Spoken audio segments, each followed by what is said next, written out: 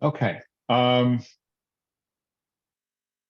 Good evening, everybody. So let me just briefly review kind of where we finished up 2 weeks ago, because we're kind of coming in the middle of an argument. And as I said in my email, we're finally dealing with material that is actually a commentary on the actual Mishnah that we started with back in, whenever it was, September or so, where it talks about the prohibition about eating on Erev Pesach meaning the day before Pesach starts, or the day of the first Seder. And on the day of the first Seder, it is forbidden to eat from near Mincha. Okay, so what we looked at 2 weeks ago towards the end of the class is what that means and why. Okay, because by the time of the rabbis, Mincha actually has two different meanings. Okay, and this is all right. Today, when we use the term Mincha, we mean the afternoon prayer, right? But Mincha originally was the afternoon sacrifice. Okay. And we said, essentially, broadly speaking, our liturgical calendar mirrors the temple calendar. Okay. So we say the afternoon prayer instead of the afternoon sacrifice. Okay. But when do you have to say the afternoon prayer? Well, there's a range of time. Okay. And essentially, the earliest time that you can say mincha is a little bit after noon.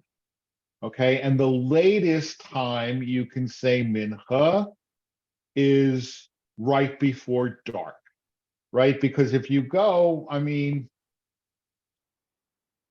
many Orthodox shuls arrange their daily minyan to have mincha at the very latest time and go right into Maariv, right? So the question is, when the Mishnah says to us, you can't eat on the day of the first Seder from near Mincha and onward, are they talking about the early Mincha or the later Mincha, right? In other words, does the prohibition on eating take effect shortly after lunch, right? Or does the prohibition on eating take effect shortly before dark, right? In which case, if it's the latter, that's no big deal, right? It's no big deal, right? You can't eat from just before dark until you start the Seder, which is like dark, right? It's not a big deal, right? So the question that they explore is, what would be the reasoning behind either one?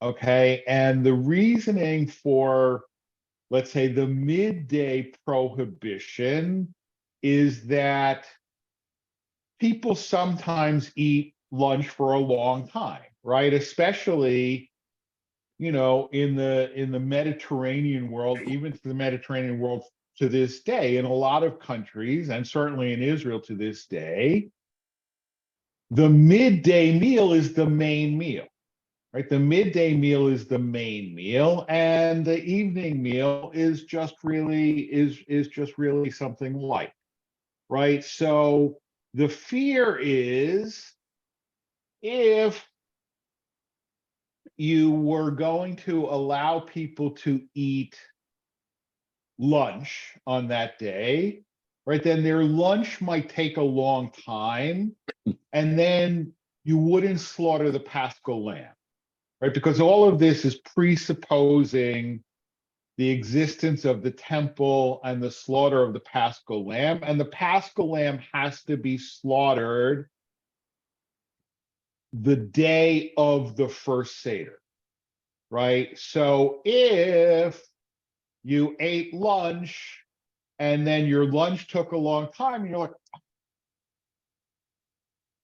I didn't slaughter the Paschal lamb, right? I missed the slaughtering of the Paschal lamb, right? So that's obviously like no good.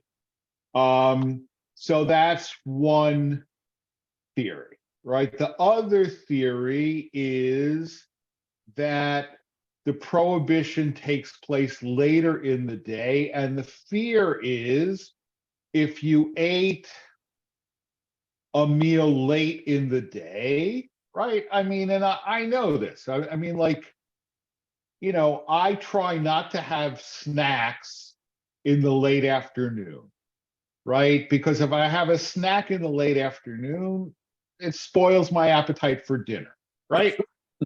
So, all right. So if you ate lunch late in the afternoon and it therefore spoils your appetite for dinner, why is that a problem? Why is that a problem?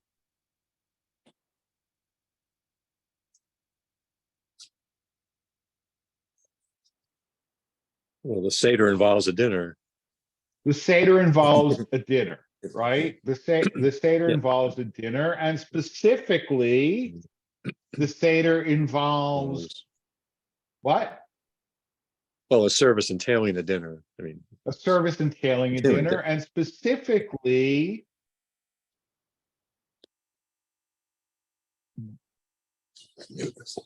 I mean, matzah, right? Do we eat matzah just because we're hungry and it's nice and it tastes yummy? No. Why do we eat matzah? you're commanded to. You're commanded to, Yeah. exactly. Anybody can just jump in, and it's a small enough group that you don't have to stay muted either, okay? Right?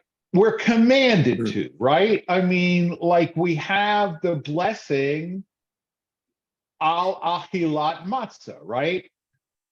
Who has sanctified us by your commandments and commanded us to eat matzah, right? We don't have on Friday night, we don't have al achilat challah, right? And on December 24th, we don't have al achilat Chinese food, right? But we have al achilat matzah, right? It's a mitzvah to eat matzah. And if you're not hungry, but you eat it anyway because it's a mitzvah, all right, that's what the Talmud calls achila gasa, okay, which I guess what I would translate that essentially as sort of gross eating, okay, in both senses of the word, right? That you are supposed to eat matzah because it's a mitzvah, and therefore you're supposed to eat it, I'm gonna say with relish, not doesn't mean with like little pickles, right? You're supposed to eat it enthusiastically, right? And if you're not hungry and you're forcing yourself to eat matzah, it's gross, and that's not a way to perform a mitzvah, right? So those are the two rationales for the prohibition against eating from a certain point in the day onward on Erev Pesach. Okay, we have not resolved the question of which point in the day exactly it is, but we've looked at the rationale behind it. Okay? Questions, comments so far? All right. So now we get into like lots of fun stuff. Okay. So paragraph 5. Rabbi Yosef said it is prohibited to eat a proper meal from mincha time onward. However, one may dip and eat types of refreshments, something that does not constitute a full meal and will not fill your stomach. That the Gemara relates that Rabbi Yitzhak would dip and eat vegetables. Okay, I'm going to stop here before we go on to the rest of this paragraph.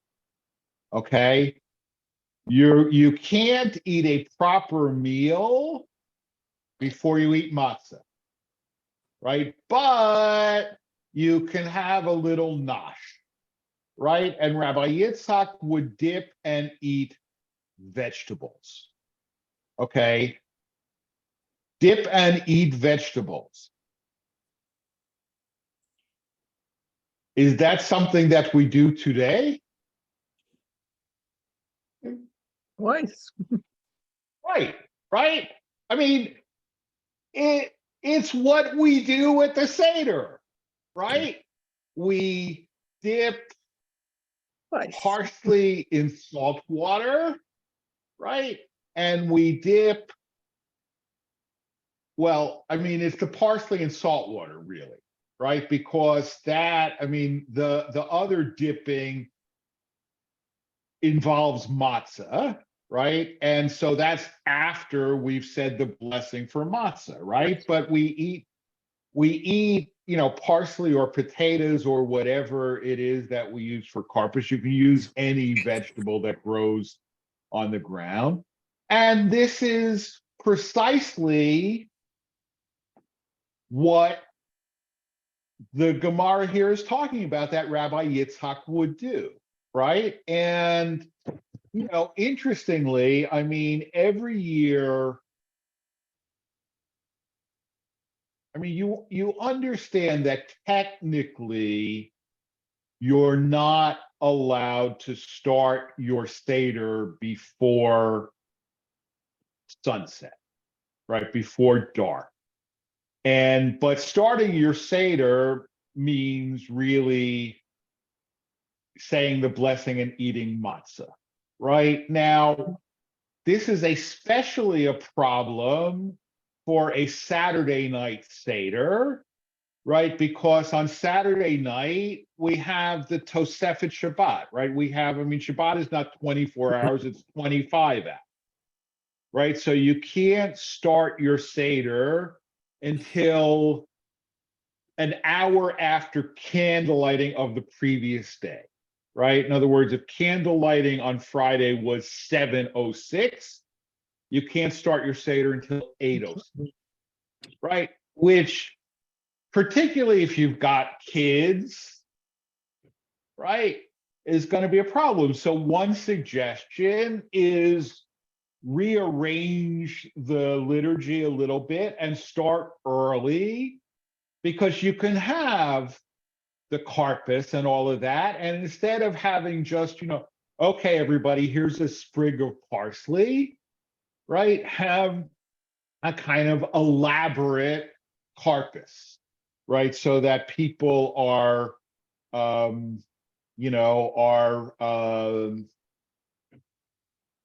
that the kids are not whining that they're hungry. Okay. I mean, then you possibly get into the problem of not wanting to eat matzah and whatever. But I mean, if you're talking about the kids, that's not an issue anyway, because they don't really have that obligation. Okay, so you can have a little nosh as long as it doesn't constitute a full meal, and that is the origin of the karpas, right? That opinion that it is permitted to snack after mincha time on Passover Eve was also taught in a baraita. During the afternoon of Passover Eve, the waiter may dip in the intestines of the animals that had been slaughtered and place them before the guest. Okay. Yeah. Right. Except anybody like kishka? Right. I mean, I love kishka, right? So I'm not, I mean, when you talk about the intent, dipping in the intestines of the slaughtered animals, but if you talk about kishka, right? I mean, that's for most of us, that is a normal food, right? Although I have to say one time, I mean, Kelly, for whatever reason, finds the idea of eating tongue to be absolutely gross, right? And it's like the one thing that not only does she won't eat it, but she doesn't want me to eat it in her presence, right? So one time we were in the Second Avenue Deli in New York, and the waitress comes over to take our order, and she says to me, "No tongue. Under no circumstances are you to order any tongue." And I said, "Fine." And I ordered kishka. Now, she didn't know what kishka was. She soon found out. But at any rate. Right. But why is it allowed to have a little nosh before the Seder? Right. So that they would eat the Paschal lamb and matzah that evening with greater relish. Okay. Again, no pun intended. Right. But the idea, right? I mean, that's why we call appetizers appetizers, right? The theory is that, a little bit of food whets the appetite, right? And since it's a mitzvah to eat the Paschal lamb, it's a mitzvah to eat the matzah. So therefore, it should be done enthusiastically, and therefore, having an appetizer is fine and maybe even desirable because it whets the appetite. Okay. So the Baraita continues, although there is no absolute proof for this matter, there is an allusion to this matter, as it is stated, break up for yourselves a fallow ground and do not sow among thorns. Okay, now it's pretty obscure, right? But one must undertake preparations to achieve positive results.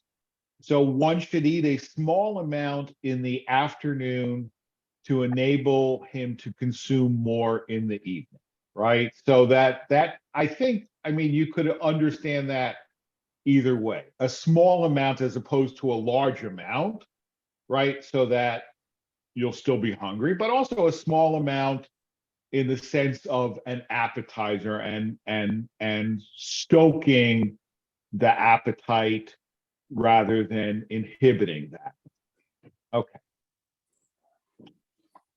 Gemara relates that Rava would drink wine the entire day of Passover Eve so as to whet his appetite to enable him to eat more matzah at night. Okay. Rava sounds like a fun guy. Okay. He would drink wine all day Erev Pesach. I mean, I guess his wife had no expectation that he would help with the, setting the table or cooking the food for the Seder. And he felt that wine made him hungry. It helped his appetite. So he drank wine the whole day of Passover Eve. Remember, not allowed to eat. So I'm not sure this is a great idea. Rava said, from where do I say it that wine whets the appetite? As we learned in a Mishnah. Okay. And here's where we get into the more of the Seder. During the Passover Seder, between these cups that one is obligated to drink,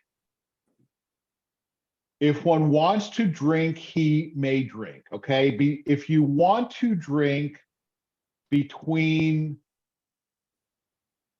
cup 1 and cup 2, or cup 2 and cup 3,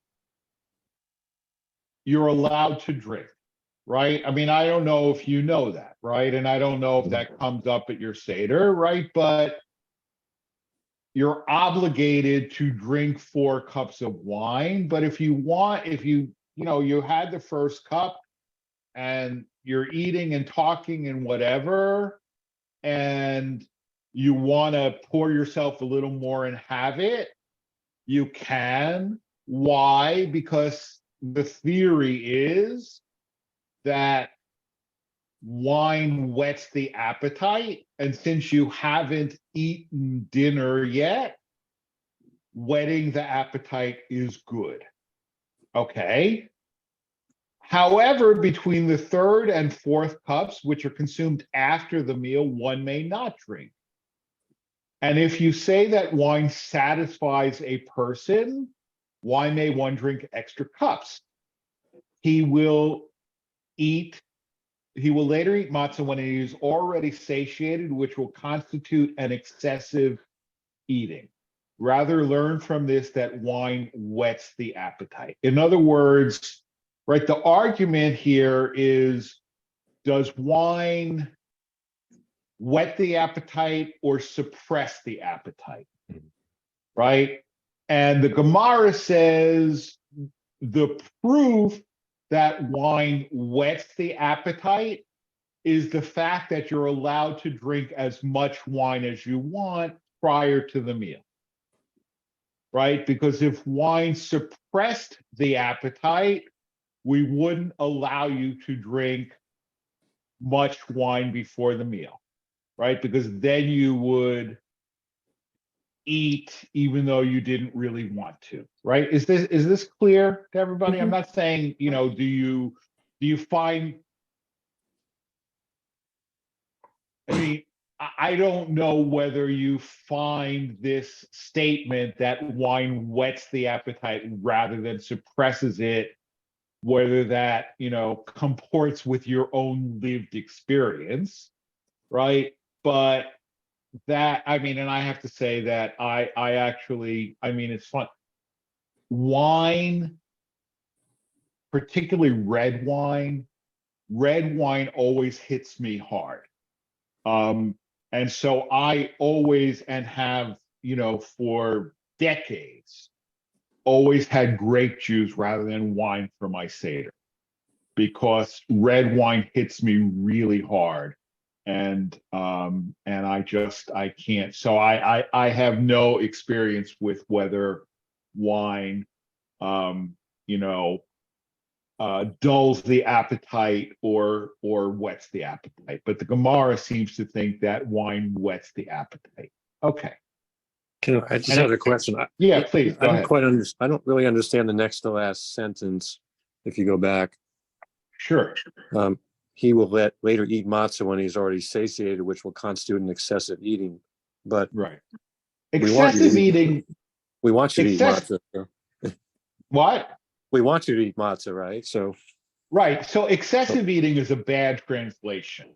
Okay. It's the phrase achila gasa, which I translated as gross eating. Mm-hmm.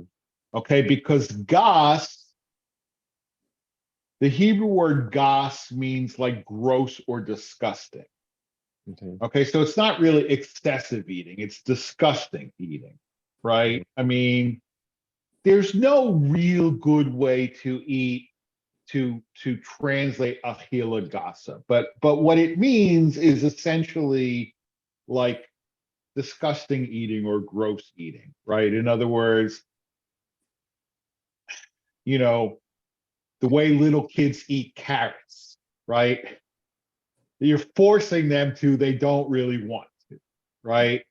And, so you're eating matzah even though you don't want to because I have to, right? And look, I could make the argument that that's perfectly fine because you're doing it purely out of obedience to God, right? But that's not, aesthetically, it's a problem. Okay, so that's what that phrase means. Okay, so if wine created satiety, we would not be permitted to eat more than the required to drink more than the required minimum of wine before the meal, because then we would eat the matzah even though we were satiated, and that would be disgusting or gross eating. Okay. Okay? Um, All right. Rabbi, Yeah, Sue. I just wonder, since the Seders were observed before the destruction of the temple, Right. and since a lot of the commentaries came, years afterwards, do you think that they're pretty consistent with the way the Seders were celebrated before the rabbis discussed all of this?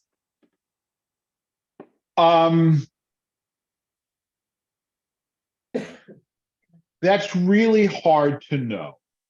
And I think literally one of the great sort of unresolved mysteries of Jewish studies is how much the Mishnah reflects practices as they actually were in the temple versus what the sages thought the practices should have been in the temple.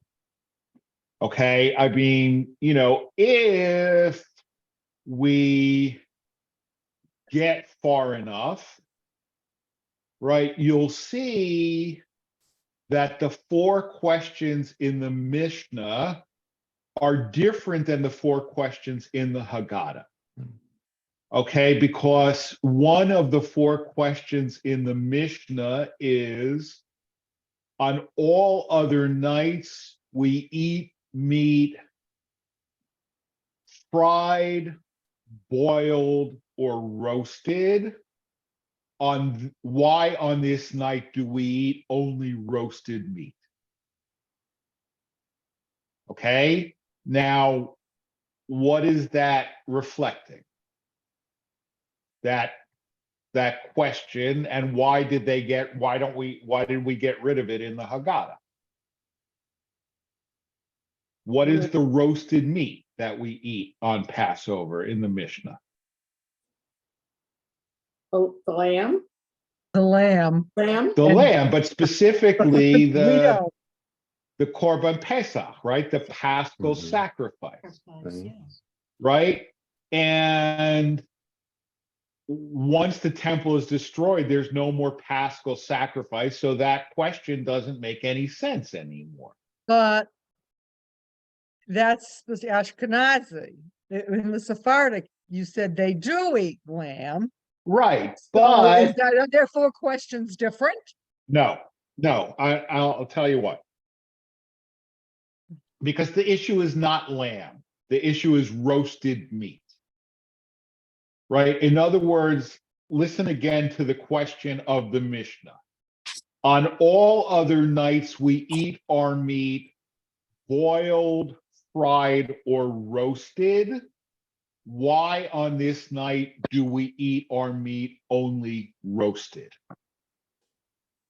Right? So that's the issue. And because the Paschal sacrifice wasn't simply kill a lamb and make it however you want, right? Kill a lamb and fry it, kill a lamb and grind it up and have lamb burgers, right? It was kill a lamb and roast it whole over coals, right?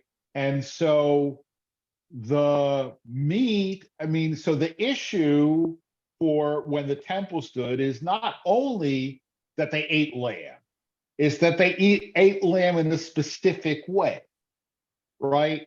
So that question no longer makes sense, because if you're Sephardic and it is your custom to eat lamb, but it's not necessarily roasted whole over coals, right? It could be however you want it. So that's why that question doesn't make sense now that there's no longer a Paschal sacrifice.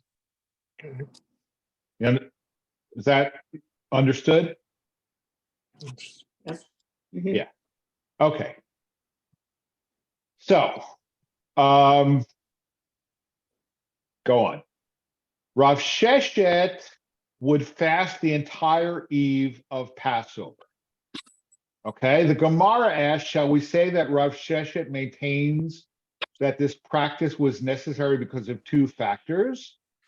First, when the Mishnah states that one may not eat adjacent to Mincha time, we learn this ruling with the regard to the period of time adjacent to the greater Mincha, and the reason for this prohibition is due to the Paschal Lamb, lest one be drawn after one's meal and come to refrain from performing the sacrifice of the Paschal Lamb. And second, Rav Sheshet maintains in accordance with that statement that Rabbi Oshaya said that Rabbi Elazar said Ben Betera would deem valid a Paschal Lamb that was slaughtered in the morning on the 14th of Nisan for its own purpose, as from the morning it is already the time during which a Paschal Lamb might be sacrificed, as the whole day is fit for the Paschal Lamb. We're back to something dense. I get it. I'll unpack, right? So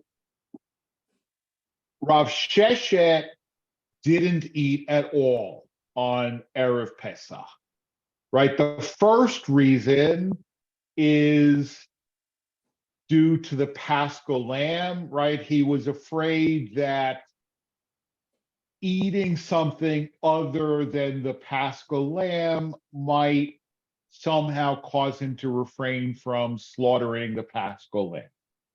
The second, all right, and this is complicated, right? But I said that the Torah tells us to slaughter the Paschal Lamb Erev Pesach, okay, the 14th of Nisan, right? Passover itself starts on sundown, the 15th of Nisan, but the Torah says slaughter the Paschal Lamb on the 14th of Nisan, Bein Ha'arbayim. Okay, Bein Ha'arbayim literally means between the evenings, right? Between the evenings, that doesn't make any sense, right? It's a idiomatic expression that is normally understood to mean late in the day, right? So the general practice was to slaughter the Paschal Lamb, late afternoon of the 14th, right? Slaughter it and then, prepare it as a sacrifice and then eat it at the Seder on the 15th. Okay, but Rav Sheshet maintains, along with all these other authorities, that if you slaughtered the Paschal Lamb even in the morning of the 14th, it's valid, right? I mean, right, if you slaughter, and it says for its own purpose, meaning for whatever reason you slaughtered a lamb the morning of the 14th of Nisan, and then you decided to use this already slaughtered lamb as your Paschal sacrifice, you could do that. Okay? And therefore, any time on the 14th during the day is a time that's valid for slaughtering the Paschal lamb, and therefore, according to him, you can't eat because you should not be eating something else other than the Paschal lamb, right? I mean, the argument, right, or the assertion is, like I said, if it's slaughtered anytime on the 14th, it's valid for use as the Paschal lamb, right? In the same, right? I mean, the question, the argument is whether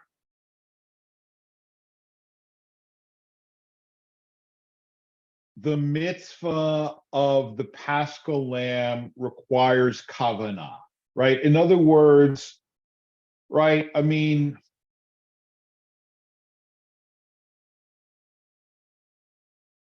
matzah to be valid for use at the Seder has to be made specifically for the purpose of the mitzvah of matzah, right?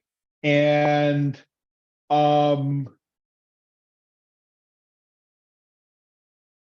a thread to be valid for use for tying tzitzit has to be woven specifically for the mitzvah of tying tzitzit.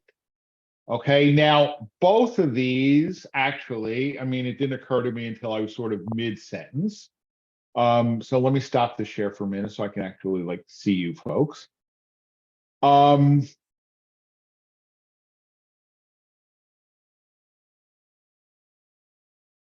Certain mitzvot require kavanah, right? That the item used for the mitzvah has to be made specifically for the purpose of the mitzvah, right? Others do not, right? I mean, if you go to, I mean, you know, nowadays we don't grow etrogene for anything other than use in the sukkah, right? But imagine a world where like the etrog was something that you could find, you know, at Wegmans, right?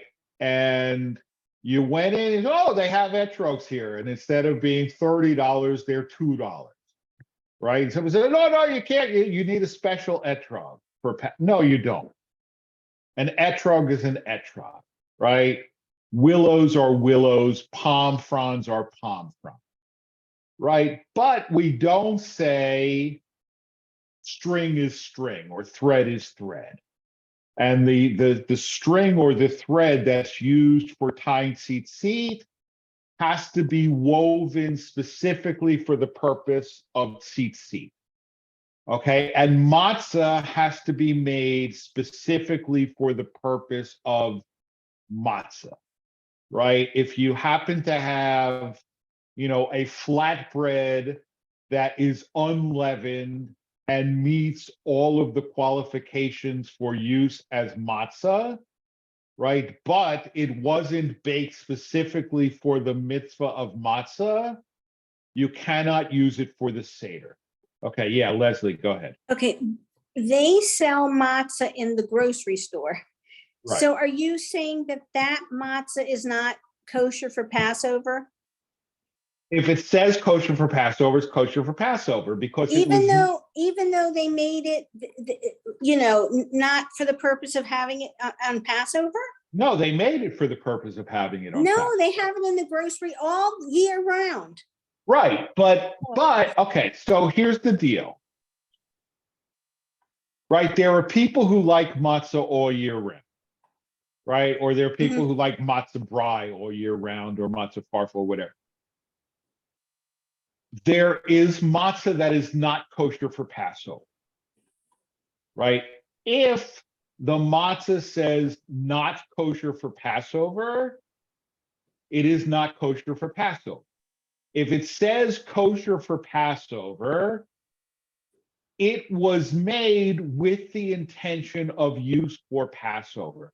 Even if it was made in February, even if it was, because they know, I mean, you can't possibly produce all the matzah that's needed in the world for Passover the week before Passover, right? But so it's not a question of time, it's a question of intentionality. Okay. Right? But your question actually raises the point that I wanted to discuss, right? Which is that there are people who maintain that, for example, most of the matzah in the world that says on it kosher for Passover and is certified as kosher for Passover, you know, by the OU or some other agency, the Chief Rabbinate of Israel, is not actually kosher for Passover. Okay. And why do they say that? Remember, the matzah has to be made specifically for the mitzvah of use at the Seder. Right? So why would the vast majority of matzah, according to this opinion, not in fact be kosher for Passover? Right? Who makes most matzah? Not a chef. What? Well, the point is that, I mean, if I have leftover matzah, I'm gonna eat it after Pesach. Right. Yeah. But you could, I mean, I haven't really studied this, but you probably could eat last year's matzah for this year's Pesach because it was made for the purpose of Pesach. But here's my point, and I'm not asking the question well. Who is literally, not what company, what creature being is making the matzah? A machine? A machine. Right. A machine. Right? And therefore, what is the problem according to this opinion? The machine doesn't have intent because the machine can't have intent. It's a machine. Right. The machine doesn't have kavanah. Right. Right? The machine doesn't have kavanah, and therefore it can't have the kavanah of the matzah being used for the Seder because it's a machine. Right? Now, maybe we should rule in the future that we have to put an AI chip in the matzah machine. Right? I'm sure if there hasn't already, I'm sure that at a certain point that people are going to start writing responsa, can AI have kavanah? Right? But right, so that's why, I mean, most Haredim will not eat machine-made matzah. Okay, they will only eat handmade matzah because of the requirement for kavanah, right? And then there are other people who will, I mean, because essentially, like, there's two reasons that we have matzah during Pesach, right? There's the matzah for the Seder, and there's the matzah that we eat because you got to eat something, right? Although you're not required to eat matzah the rest of Pesach. You're only required to eat it at the Seder. And if you don't like matzah or it doesn't agree with you, you don't want it the rest of Pesach. You don't have to, right? But, I mean, I make matzah brie, I make, chocolate matzah brittle, et cetera, right? Now, the requirement of kavanah is only for the matzah for the Seder, right? So we actually, I mean, not that I'm so frum, but we actually, for our Seder, we use handmade matzah for the Seder. But for everything else, we eat machine-made matzah because there's no requirement of kavanah for that, right? And I mean, I know people, like, we had friends in Baltimore who spent, several $100s every Pesach just for matzah, right? Because they only ate handmade matzah at, like, $35 a pound, right? I mean, for one box of handmade shmura matzah at $25, $30, $35, I can afford, right? I mean, 5 pounds, that's a little bit much, right? Where do you even get handmade matzah? Shmur matzah. Shmur matzah, you can actually, I mean, most years you can get it at Costco. Mhm. Yeah. You can get it at Costco, you can get it at Wegmans. You Oh, can so it's easily available. yeah, you can certainly get it at, Modi's or Shalom's. Mm. The problem with Costco and Wegmans is that you can't like rely on them having it. Right. But your kosher stores, they always have it.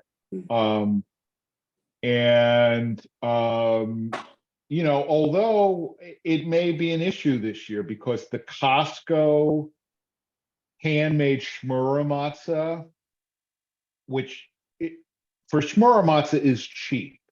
It's like $20 a pound, not $35 or $40 a pound, but it comes from Ukraine.